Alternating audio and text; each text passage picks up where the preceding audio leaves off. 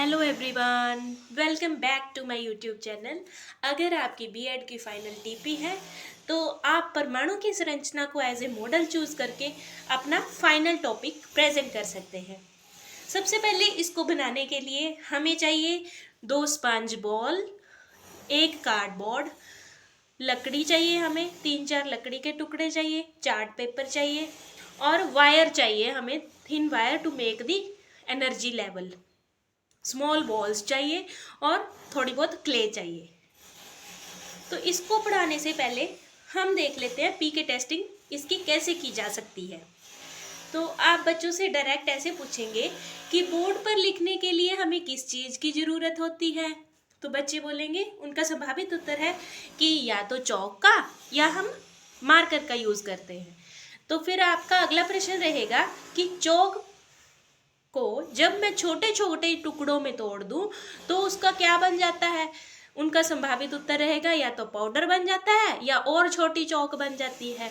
फिर आपका अगला प्रश्न रहेगा कि उस सबसे छोटे कण जिसको हम और अधिक नहीं तोड़ सकते उसको विज्ञान की भाषा में क्या कहा जाता है।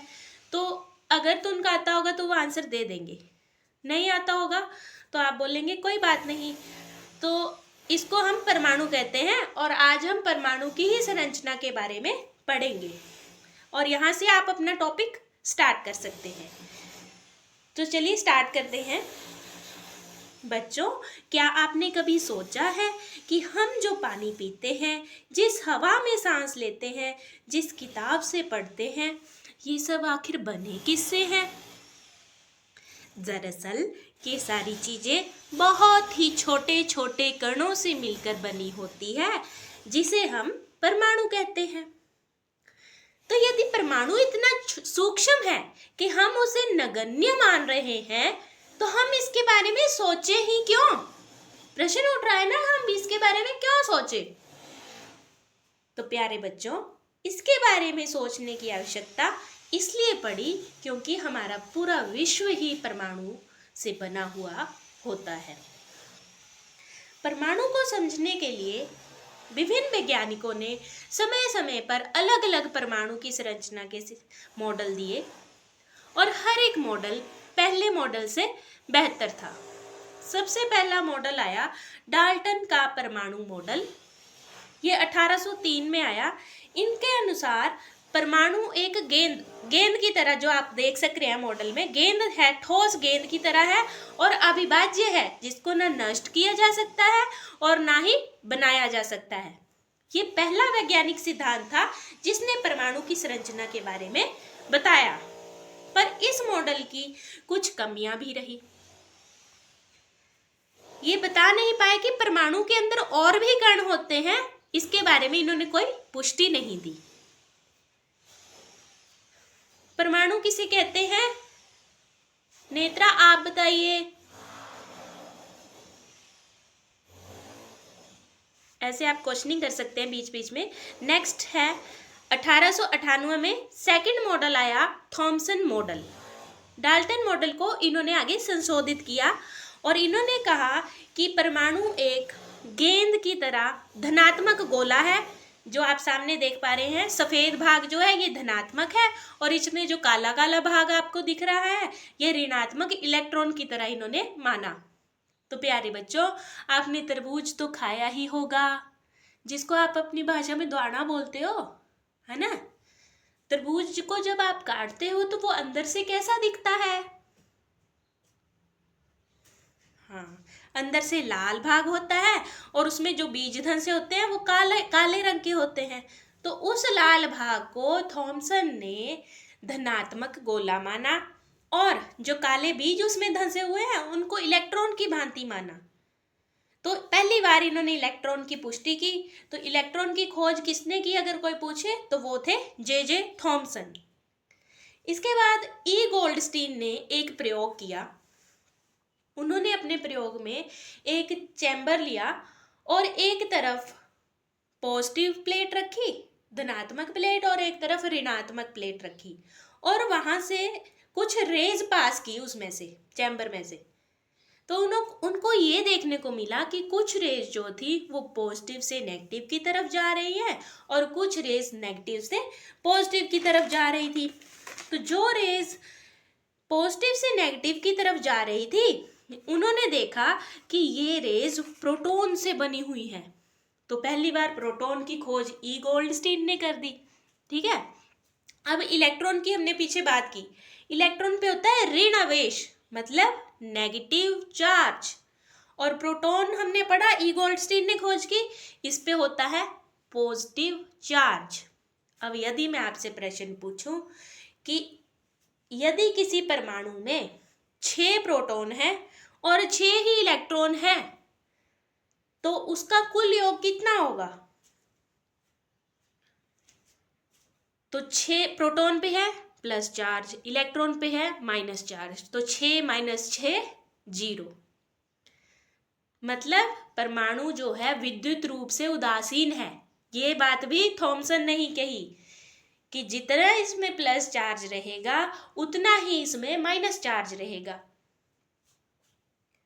पर थॉमसन मॉडल जो है इसकी भी कमियां कुछ रही।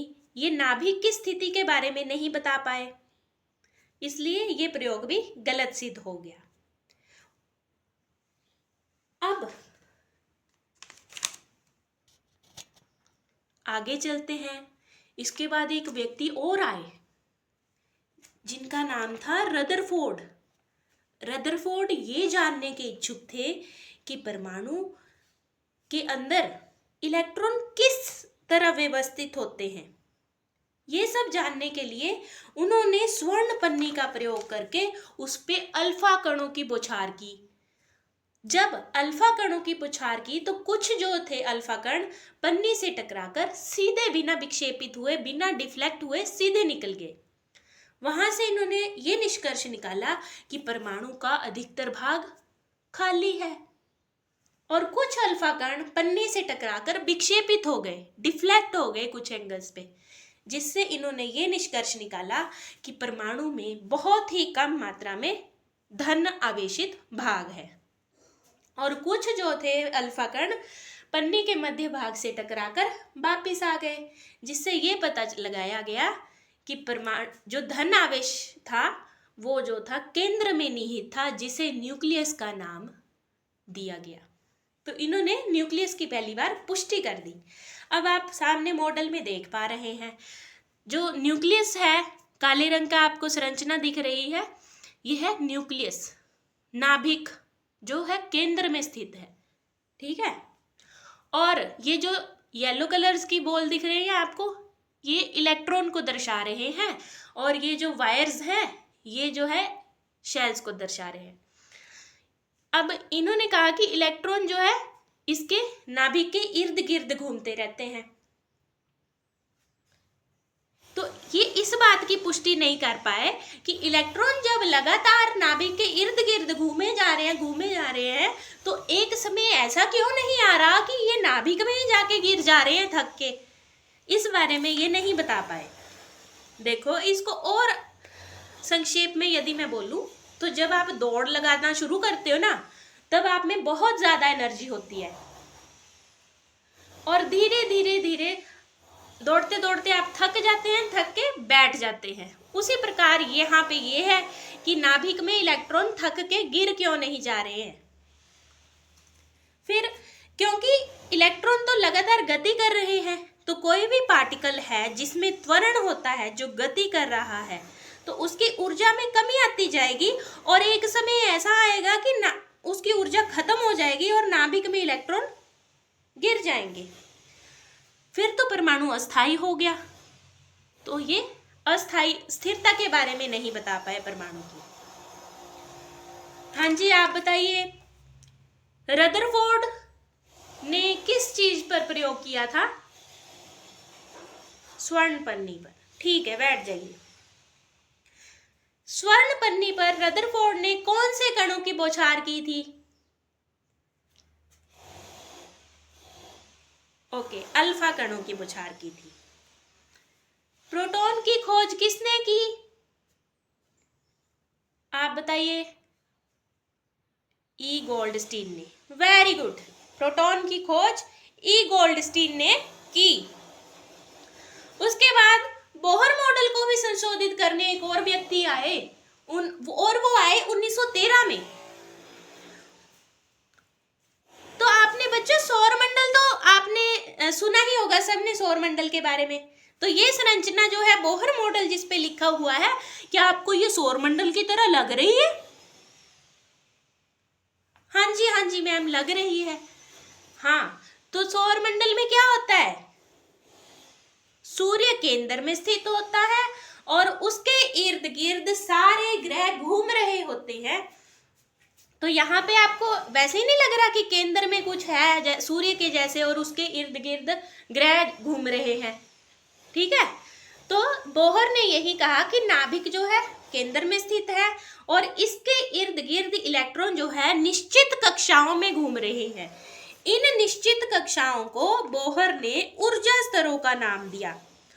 प्रत्येक ऊर्जा स्तर के पास अपनी अपनी ऊर्जा होती है और इस ऊर्जा का किसी रूप में भी विकिरण नहीं होता।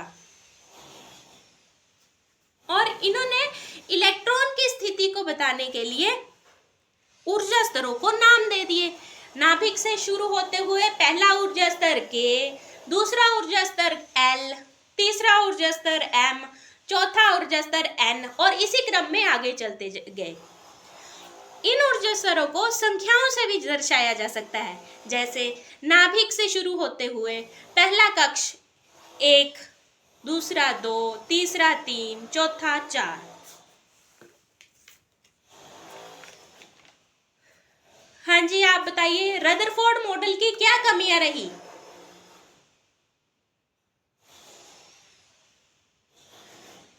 ओके, बैठ जाओ।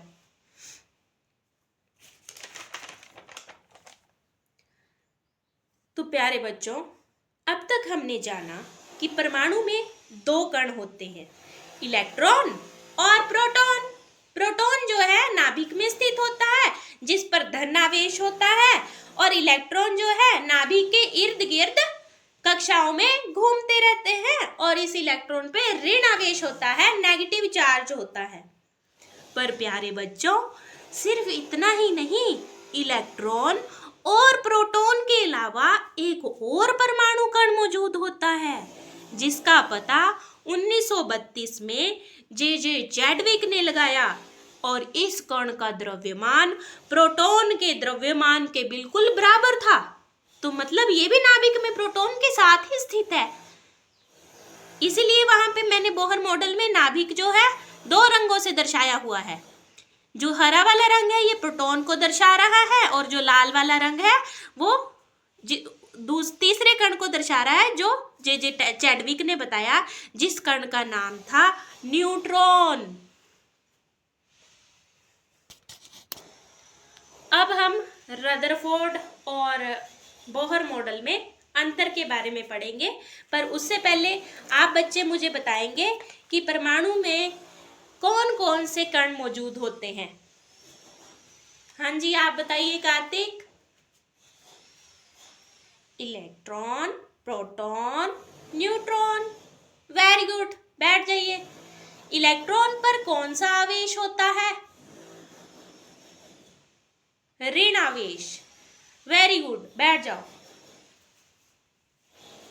अब रदरफोर्ड और बोहर परमाणु मॉडल में अंतर करते हैं।